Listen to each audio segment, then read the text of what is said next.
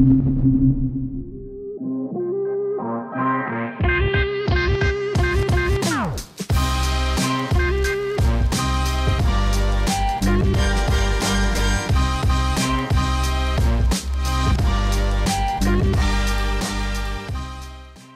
generácia je o 11 cm dlhšia a o 3,3 cm širšia, vďaka čomu prináša ešte lepšie jazdné vlastnosti. Na tie vplýva aj obrovské množstvo výstup v karosérii a podvozku, pretože len pevná a tuhá karoséria dokáže poskytnúť brilantné jazdné vlastnosti.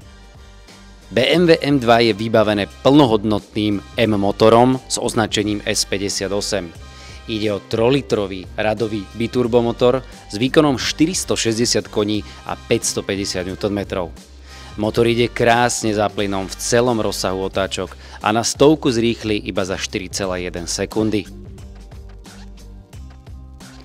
Prečo najintenzívnejší šoferský zážitok má vozidlo striktné rozloženie hmotnosti 50/50, M diferenciál, redukciu trakčnej kontroly až v 10 stupňoch a tiež dokonale vyladený M adaptívny podvozok.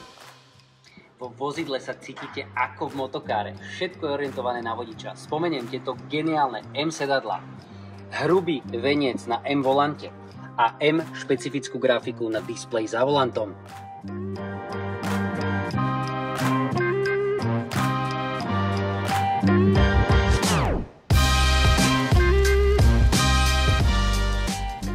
Ak vás tento technologický skvost zaujal, príďte sa o ňom dozvedieť viac sem do Group M v Bratislavskej Dúbravke alebo navštívte web bmw.groupm.sk, kde nájdete vždy aktuálnu ponuku skladových vozidiel. No a na dnes je to všetko, majte sa fajn, pekný deň.